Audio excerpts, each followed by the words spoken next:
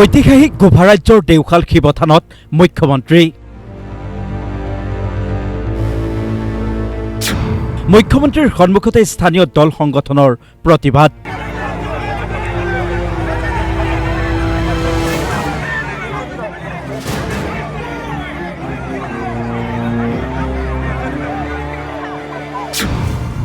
সিন্ধিখৰত satellite township নিৰ্মাণৰ বিৰোধিতা তিৱা দল সংগঠনৰ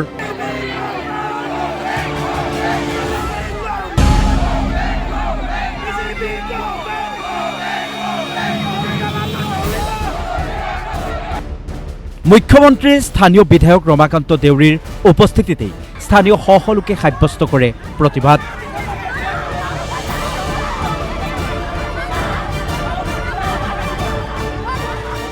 শিৱনাথতে প্ৰতিবাদকাৰীয়ে সাক্ষাৎ কৰে মুখ্যমন্ত্ৰীক প্ৰদান কৰে স্মাৰক পত্ৰ ফৰেষ্টৰ মাটি যদি মানুহক পাট্টা দিব লাগে সাৰ্ভে হ'ব লাগিব নে মই হেতুকে কলো আপোনালোকে এটা কথা জানে যে এখন চৰকাৰে ট্ৰাইবেল মানুহক এভিকশ্যন নকৰে যোৱা 5 বছৰত এক টুকুৰ মাটিও কাৰো এভিকশ্যন কৰা কিবা আছে মোক এটা হোৱাটছআপ দিলে হয় ছেটেলাইট চিটিটো য'ত আছে টাউনশ্বিপ তাতে হ'ব ছেটেলাইট চিটি দুনিয়া ভৰৰ জেগাত হ'ব নেকি ইমান টকা মানুহৰ ক'ত থাকে ছেটেলাইট চিটি য'ত HPCৰ জাগা আছে যি অলৰেডি আমাৰ হাতত আছে তাতেহে হ'ব গোটেই জাগিৰোডখনত ছেটেলাইট চিটি হ'ব নেকি 5000 বিঘা মাটি তাতে আছে দেখোন কিমান বিঘা মাটি আছে অলৰেডি আমাৰ লগত বিৰোধীৰ অপপ্ৰচাৰ বা যিকোনো কাৰণত ৰাইজ বিভ্ৰান্ত হ'ব পাৰে ৰাইজৰ বিভ্ৰান্তি দূৰ কৰা আমাৰ দায়িত্ব এই মন্তব্য মুখ্যমন্ত্ৰীগৰাকীৰ অসম আৰু অসমীয়াৰ হিতৰ বাবে আমি কাম কৰি আহিছোঁ কৈছে মুখ্যমন্ত্ৰীগৰাকীয়ে আনকি মুখ্যমন্ত্ৰীৰ প্ৰস্থানৰ পিছতো ৰাইজে অব্যাহত ৰাখে প্ৰতিবাদ খন্তেক পিছতে বিধায়ক ৰমাকান্তই সম্বোধন কৰে সংবাদমেল বিধায়ক ৰমাকান্তৰ মতে একাংশই ছেটেলাইট টাউনশ্বিপৰ নামত চলাইছে অপপ্ৰচাৰ মেছেজ দিছে যে উচ্ছেদ কৰিব এই উচ্ছেদ কৰা শব্দটো মানুহখিনি আবেগিক হৈ গ'ল মই এতিয়া বুজাইছোঁ এতিয়া কথা হ'ল প্ৰশ্ন হ'ল যে কোনে ক'লে জনজাতিসকল উচ্ছেদ কৰিবৰ কাৰণে তাতে মাননীয় মুখ্যমন্ত্ৰীয়ে এটা ভাল পদক্ষেপ গ্ৰহণ কৰিছে এই যে হেৰি কৰিলে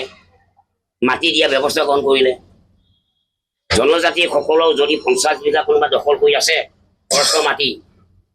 যদি 100 বছৰ 50 বছৰ 20 বছৰ হৈছে তেতিয়া সেইখিনি পঠা কৰি দিব লাগিব এতিয়া সেইকাৰণে মাননীয় মুখ্যমন্ত্ৰী জনাইছে বুজাইছে যে ডাইৰেক্ট মই পোনে পোনে পঠা দিব নোৱাৰিম দি যা কৰি ল'ব লাগিব তাৰমানে এই ফৰেষ্টৰ মাটিখিনি বেলেগত দেখুৱাব লাগিব যিকি নহওক ইয়াৰ বিপৰীতে জাগিৰোডৰ বিধায়ক পীযুষ হাজৰিকাক লগত লৈ পৰিদৰ্শন কৰে নিৰ্মীয়মান ছেমিকণ্ডাক্টৰ প্ৰকল্প নিৰ্মাণত জড়িত অভিযন্তা কাৰিকৰী বিষয়াৰ সৈতে মুখ্যমন্ত্ৰীৰ বৈঠক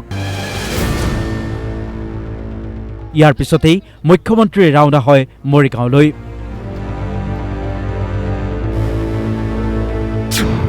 মৰিগাঁৱৰ কিছামৰ 331 বিঘা চৰকাৰী অধিকৃত ভূমি পৰিদৰ্শন মুখ্যমন্ত্ৰীগৰাকীৰ অঞ্চলটোৰ 1200 বিঘা ভূমিত চলা নিৰ্মাণ কাৰ্যৰো বুজ ল'লে মুখ্যমন্ত্ৰীগৰাকীয়ে আহতগুৰি বা ধৰমটোল অঞ্চলত আমি চৰকাৰী মাটি কিমানখিনি আমাৰ নামত আছে আমি তাৰ এটা পৰ্যবেক্ষণ কৰি আছোঁ যাতে এই চৰকাৰী মাটিখিনিত আমি বিভিন্ন অনুষ্ঠান প্ৰতিষ্ঠান ইণ্ডাষ্ট্ৰিয়েল ইষ্টেট বা অন্য চৰকাৰী অনুষ্ঠান শৈক্ষিক প্ৰতিষ্ঠান আদি আমি আনিব পাৰোঁ সেইকাৰণে মই বিশেষকৈ গুৱাহাটীৰ আশে পাশে এই অঞ্চলখিনিত চৰকাৰী মাটিখিনিক সংৰক্ষণ কৰাৰ কাৰণে ব্যৱস্থা লৈছোঁ ইয়াতো প্ৰায় 300 বিঘা চৰকাৰী মাটি আছে মই আজি চাই গ'লোঁ আৰু মাটিখিনি যাতে সংৰক্ষণ হৈ থাকে এতিয়া কোনো আঁচনি নাই খালি সংৰক্ষণ যাতে হৈ থাকে এইটোৱে মেইন কথা জাগিৰোড মৰিগাঁও যোৱাৰ পূৰ্বেই মুখ্যমন্ত্ৰী সোণাপুৰৰ জুবিন ক্ষেত্ৰৰ নিৰ্মাণ কাৰ্যৰ বুজ ল'লে আগন্তুক 5 বছৰত ঔদ্যোগিক ক্ষেত্ৰত হয়তো দিব অধিক প্ৰাধান্য ঔদ্যোগিকৰণৰ জৰিয়তে নিবনুৱা হ্ৰাসৰ প্ৰয়াস মুখ্যমন্ত্ৰীগৰাকীৰ ব্যুৰো ৰিপৰ্ট DY365